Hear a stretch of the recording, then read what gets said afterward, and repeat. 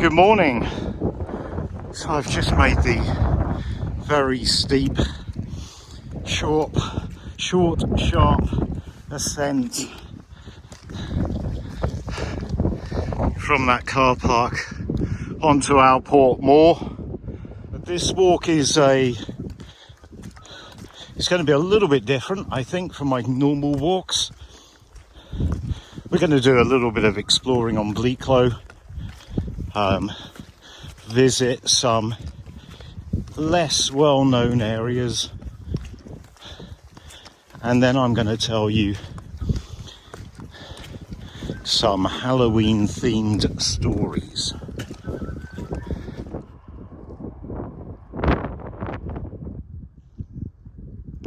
Okay, at this point we're going to come off the path. The weather so far today is really good. This is the top of Nether North Grain. You've got various small streams of water joining together at the top of the clough.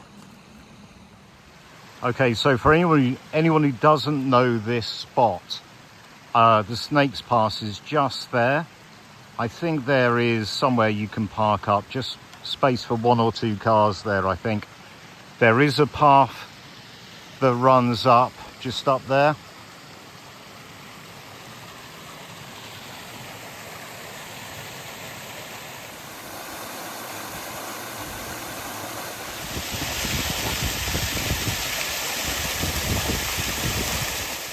And this is the view you get from the path, the proper path. And you can see from here that there is an upper section as well. So I've just come off my route to show you the parking area. There are a couple more falls as well here, and a fairly big one there. So it's quite pretty and quite impressive, and very, very close to where you can park up. But I don't think that many people know about this, and I don't think many people come visit. So I'll take advantage of this path for a bit and then I'll come off it. I've just cut across from Nether North Grain to Upper North Grain, which is quite similar at the bottom. It's on the Snake's Pass.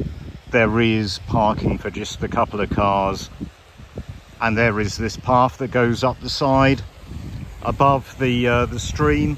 There's some nice little waterfalls, although I don't remember there being anything quite as big as in Nether North Grain.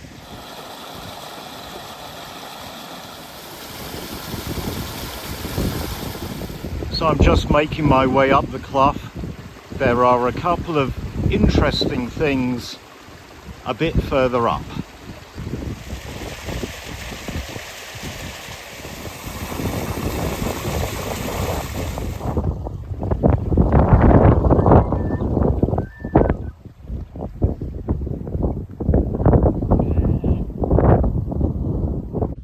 I thought this would make a suitably atmospheric, spooky location for a Halloween themed walk, but it's typical. The one time that you actually want Bleaklow's weather to be dark and misty and foggy, and the sun's out and it's dry.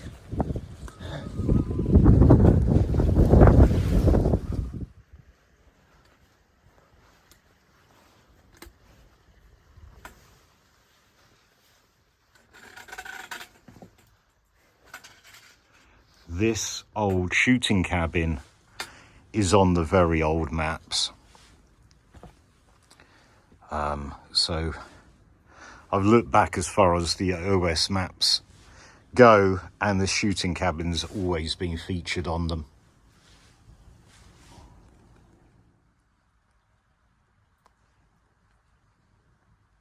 So inside, I think it is suitably atmospheric for a Halloween themed walk.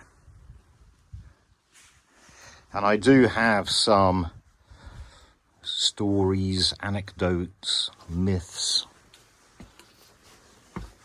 to tell you about, but nothing quite here. They'll be coming up later on in the walk. Last time I was here, I kept going on up, and that's probably what I would be doing today, except I need to get to the Pennine Way to tell you a story.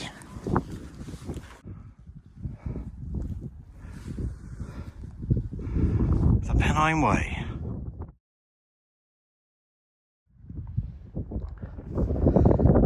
Most people will know that just down there is the Doctor's Gate path that runs kind of parallel to the Snake's Pass, and that was an old Roman road connecting two different Roman forts, and there have been numerous sightings along there of Roman soldiers, or the ghosts of Roman soldiers, pretty much along the entire route of the Roman road. There's a few stories from Hope Cross, but there's also stories on Bleaklow of people seeing Roman soldiers, ghostly Roman soldiers, especially at night time, especially in the mist. Well, I wanted to talk about another piece of folklore regarding this area of Bleaklow, and this relates to the ditch that runs parallel to the Pennine Way along the stretch that you can see just up from Doctor's Gate. Now that ditch is known as Devil's Dyke, and there is an interesting story as to how it got its name. So this book has a fairly brief explanation for Devil's Dyke. This one has a longer version. I'll just read the short one, seeing as I'm stood here in the wind with people walking past. Okay, so the folk tale is about a doctor called Dr. John Talbot, a 15th century vicar who founded a school at Glossop and possibly paid for the rough track leading past his property up to the moors to be improved with paving stones. In folklore, the doctor became a great magician or warlock who challenged his satanic majesty to a race across the moors. A doctor was called out one dark night to visit a patient. On his way home, he felt that he was being followed. Turning his head, he saw that his pursuer was the devil. He put his horse to the gallop, remembering that he had to cross a stream of clear running water and that the devil would be unable to follow him over it. The latter reached the stream almost as soon as the doctor, and by stretching out his hand, just managed to grasp the horse's tail, which withered at his touch. The doctor and his horse, with the exception of the tail, passed safely over the water in safety. The Devil's Dyke is said to have been named as a result of Satan's anger at the loss of the doctor's soul. In a blind rage, he scratched out a deep gully with his talons, which can still be seen today. It's busy on the Pennine Way today. So this is Hernclough. Not that far away from the Herne Stones. And in some accounts, Herne was a horned god, and that may be of significance for another story I'm going to tell you in a Well, probably in a minute or so as you watch.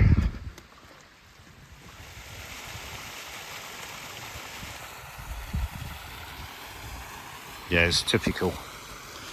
Last time I was here, it was very foggy and there was no one around and it was very atmospheric, a little bit spooky. And today when I'm trying to do a Halloween themed walk, it's bright sunshine and there's loads of people around. Okay, well, I've just come off the path a little bit at the top of Hernclough to tell you another anecdote from this book. And this is to do with mysterious lights. Now, most of the anecdotes about mysterious lights in the Peak District are from the Longdendale Valley, which is the other side of Bleaklow, in that direction. And I have done a video on the Longdendale lights, if you want to check it out. But mysterious lights have been seen all over the Peak District, and there is a story about someone, a mountaineer, who saw at night time mysterious lights on this side of Bleaklow as he was coming up the Pennine Way. And he said about midway along the Pennine Way from the Snake's Pass to Bleaklow Head, which is approximately where we are right now, about midway up. Okay, so his name was Adrian Busby, and he was a member of the Derby Mountaineering Club. And when he had this experience, it was the summer of 1976. So he and two friends, one glorious midsummer evening, went out to bivvy on Bleaklow. It must have been late June or July. Halfway up the Pennine Way to Bleaklow Head, they saw some bright and quite distinct light, some hundreds of yards away, appear to shine directly at us. The visibility was excellent, with little cloud and no mist. In fact, it was a perfect night. The range of the light was difficult to judge, which is the case with any light in such open country. But all three of us saw it clearly, and it appeared to shine in our direction. We watched it for a while before turning off our own headlamps. Then we repeatedly flashed them in its direction. We covered quite a distance, but the light was a little like a rainbow in that we could never quite catch it, and we were walking for 10 or 15 minutes to find it. It was just as far away. This had us baffled, because if someone was in trouble, why run away, yet still shine the light in our direction? And if it was someone who didn't want to be found, they could simply have put the light out and escaped among the gruffs of Bleaklow. Eventually the light disappeared and we were never able to explain it. I was a member of the mountain rescue team and have spent literally dozens of nights out on the moors in the dark as a mountaineer in various countries, but I've never had an experience like the one I had on Bleaklow. Okay, so what I'm going to do now is go down to Grains in the Water, and I've got more stories to tell you there.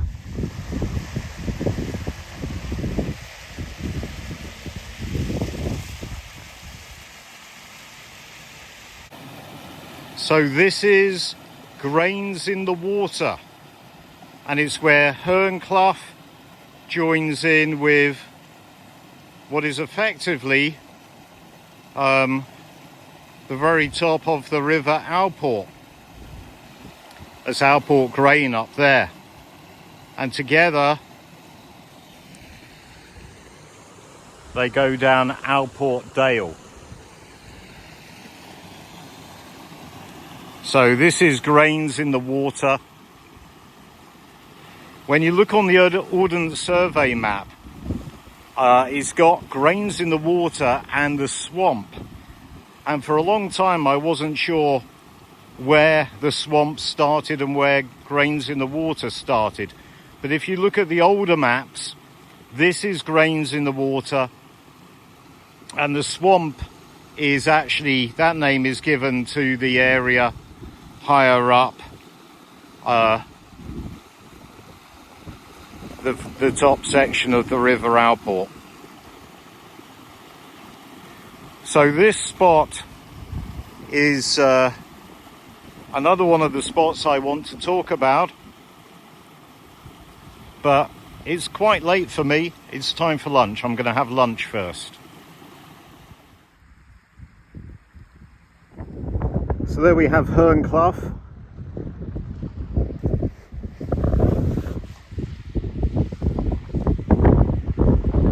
That rock formation over there, that's where the Dragon's Stone is. All of these little cloughs going up are really good fun to walk up.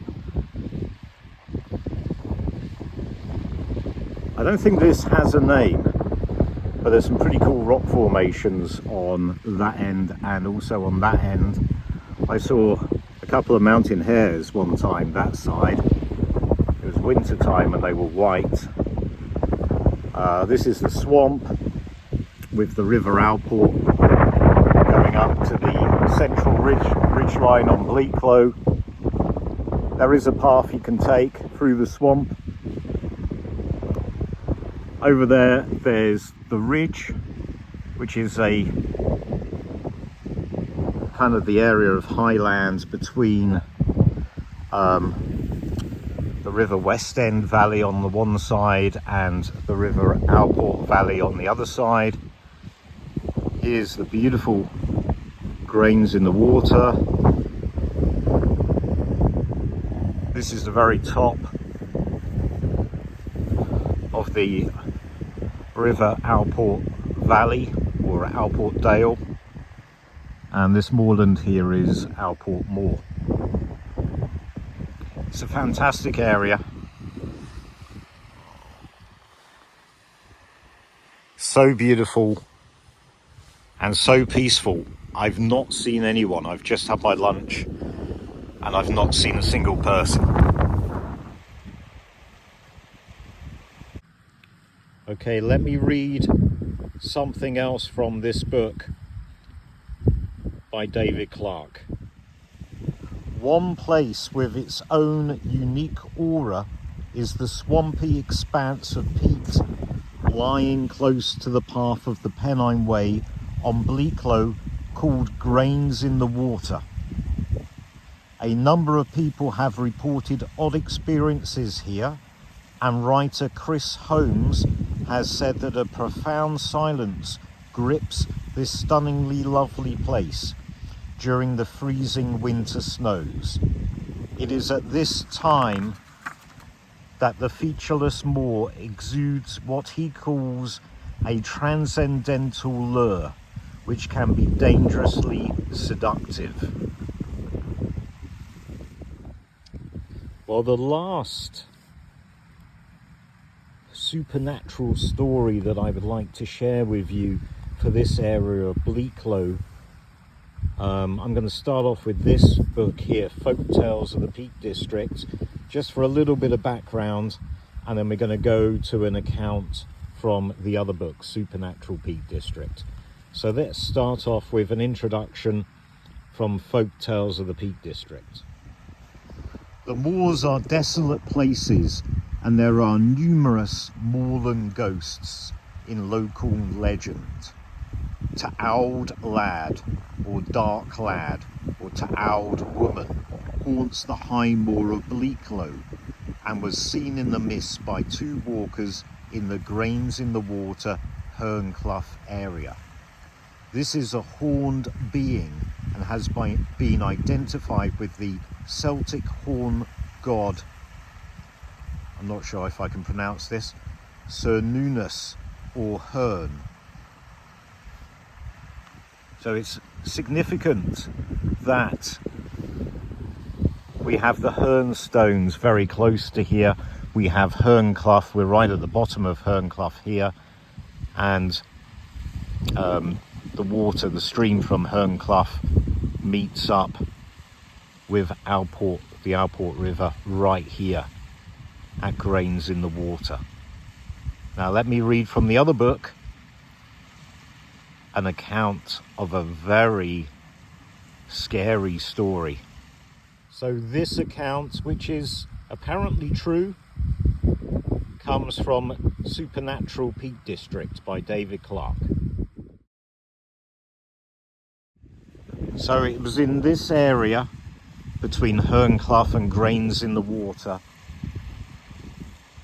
that two young men underwent a most harrowing encounter with Told Lad, the brooding elemental presence which haunts the high places. The friends had ventured onto the moors to visit the remains of a wrecked Second World War aircraft when events took a sinister turn. A low bank of cloud or fog appeared high on the moor, and soon the form of a huge shadow figure or man-like silhouette as high as a house appeared in its midst. This apparition strode purposely towards them, sparking blind panic not just within the two friends but also among the sheep, grouse and hares which stampeded before it. The terror hit them like a physical blow and caused them to run in mindless fear down the mountainside. Eventually it evaporated. Sunlight broke through the mist, and as if they had walked through an invisible door separating this world from another, everything on the moor returned to normality.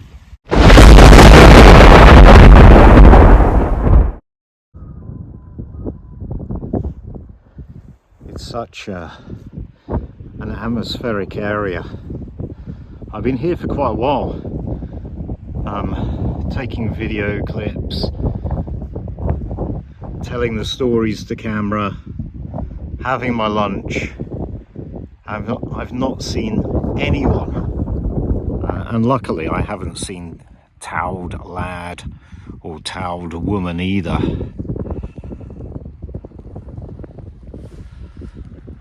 At least not yet.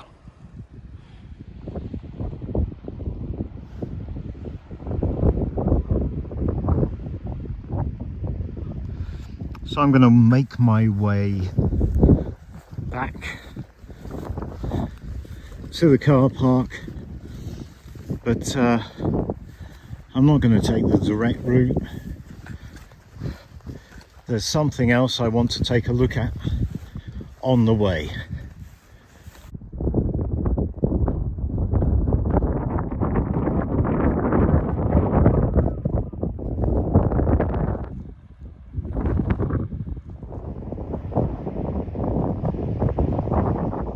Simply spectacular, just incredible. Now you might be able to see the path along the other side. It's towards the top. It's quite narrow in places. I've not seen a single person walk along that path. On this side there is no path. If you're lucky, you get the occasional sheep trod that tends to disappear after a couple of minutes. The bit that I'm interested in is just starting to come into view now. Just there.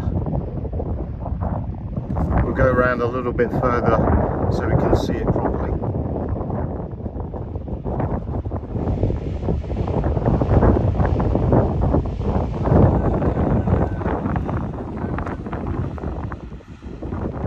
Okay, it's starting to get quite windy, so I have to shout for this bit. Some of you may recognise this from one of my other videos, one of my wild camp compilation videos. This is what I called the hidden waterfalls.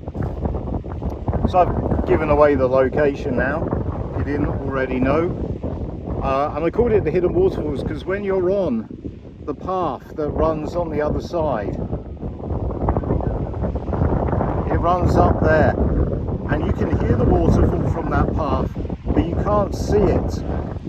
So there are a couple of other big waterfalls along this part of the River Alport, but this one I think is the best.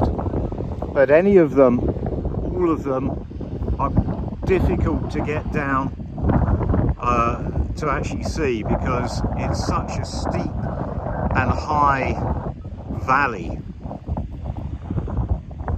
The last time I stood up here and had a look down was, oh, I don't remember actually. It was in the winter time, after some really prolonged periods of very heavy rain, and this was incredible. It was just ferocious. The middle section between the upper waterfall and the lower waterfall, that barely existed. The water was just coming over so hard and fast, it was almost like one single drop, and there's no way that you would have been able to forward the river in front of the waterfall. It's quite shallow there normally, and it's quite easy to get across. But last time I was here and had a look down, and it was raging. There's no way that you could have safely got across the river.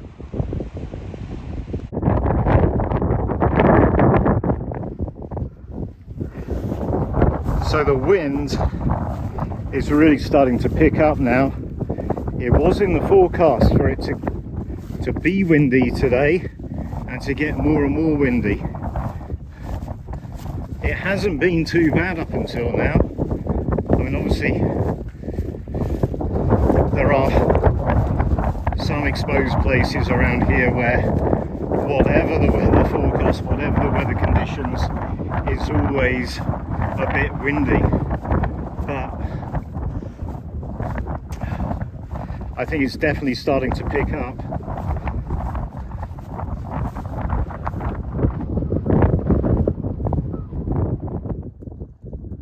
How lovely is this?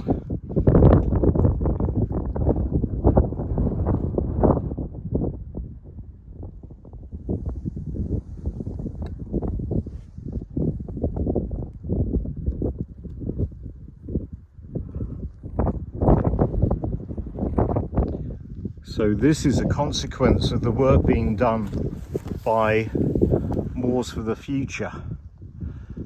And I could see earlier in the distance on the central ridgeline of Bleaklow, there were loads of bags full of material, moss plugs and maybe heather, and maybe stones to create these little mini dams. So Moors for the Future have done loads of great work in the Peak District, on Kinderscow, on Bleaklow, in the Upper Derwent Valley. They've done loads of work to help preserve the peat moorland from erosion, to try and stop all the water draining away and exposing the peat, and then the peat getting dried out and then releasing carbon into the atmosphere.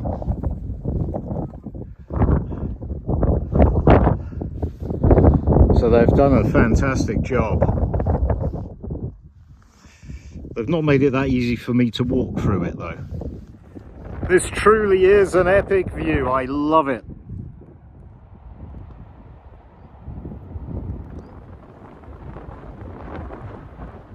Okay, well, I just need to climb back down that steep path and I'm back at the car park.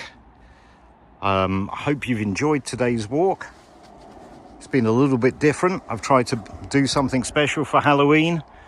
So first off, we've visited some, I think, less well-known locations on Bleaklow.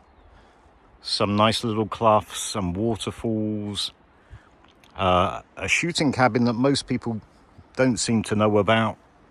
And then from there we've gone to some pretty special places, and I've told you some stories about those places which hopefully fit the Halloween theme. So if you're walking on the moors this Halloween, watch out for ghostly Roman legionnaires. Watch out for spooky lights. Watch out for the devil chasing you. Watch out for Told Lad, the Horned One. Thanks for watching. See you next time.